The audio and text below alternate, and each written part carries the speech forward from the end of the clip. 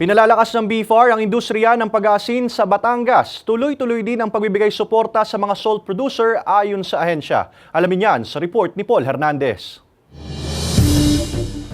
Ang mumunting butil ng asin, malaki ang pakinabang, pampalasa ng mga lutuin, gaya sa karinderya ni Arlene. Tama lang ang lagay namin sa asin kasi mahirap din naman pag maalat. Tama lang na pampalasa, pampalinamnam ng konti. Galing Pangasinan ang mga pambentang asin ni Melay sa palengke ng San Jose, Batangas. Depende sa dami, 5 pesos hanggang 20 pesos ang kada pack ng asin. Rock salt pero may halong iodized. Bawal po kasi dito ang puro rock salt. Ini-examine din po ang aming asin. Wala naman daw kakulangan ng supply.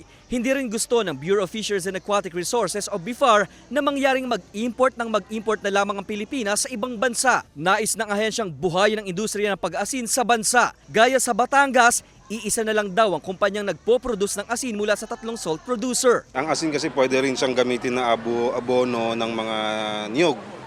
So kahit po yun ay atin ding ini-import. So maliban sa siyempre yung mga gamit sa bahay, yung sa mga industrial usage, kaya napakalaki ng potential ng asin, no, or yung pag-aasin. May intervention na raw ang BIFAR sa ilalim ng kanilang salt development program kung saan nagbibigay sila ng financial support sa mga salt maker. Halimbawa, no, yung ating binigyan ng suporta sa Kalatagan, kung dati ay nag-average sila ng 200,000 metric tons.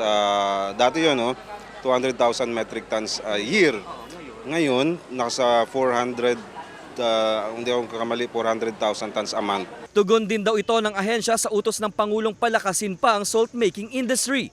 Ayon pa sa BIFAR, wala silang namomonitor na pagtataas ng presyo ng asin sa mga pamilihan. Kasama si Kel Ravaca, Paul Hernandez, Balitang Southern Tagalog.